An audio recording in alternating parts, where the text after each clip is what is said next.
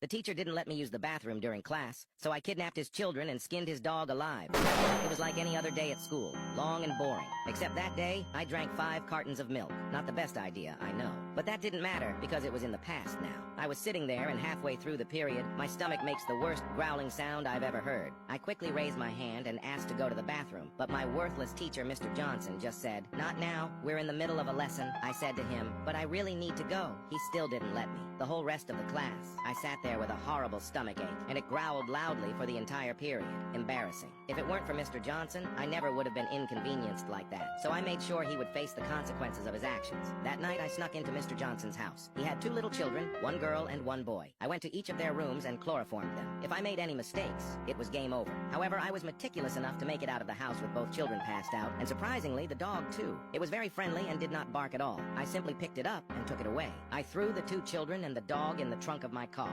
After driving back to my house, I took each of them down to the basement. The basement was very secure, for it had multiple locks on the door and soundproof walls. It was perfect for keeping people down there. I never planned on actually harming the children in any way. I just wanted to make Mr. Johnson suffer. However, the dog was a different story. Mr. Johnson loved his dog, even more than his own children. It was old, and he'd had it for a while. I had the perfect idea. I was able to tranquilize the dog and place him on a medical table surrounded by various medical instruments. For hours, I worked to carefully peel away the dog's skin. I managed to cut it off all in one piece. The next day before school, I stuffed it in a box and mailed it to Mr. Johnson's address. I'm sure he wasn't very happy waking up that morning to see both his kids and dog missing. At school, I could tell he was visibly worried. His hands shook while grading papers. I walked up to his desk, leaned in close, and whispered in his ear, "Little Timmy, come back." That was his son's nickname. I thought it was hilarious. Mr. Johnson just closed his eyes and looked down. Then he sprang up at me. Luckily, I was fast enough to dodge him. I backed away and he started to run straight at me. Reacting quickly, I did the only sensible thing I could think to do.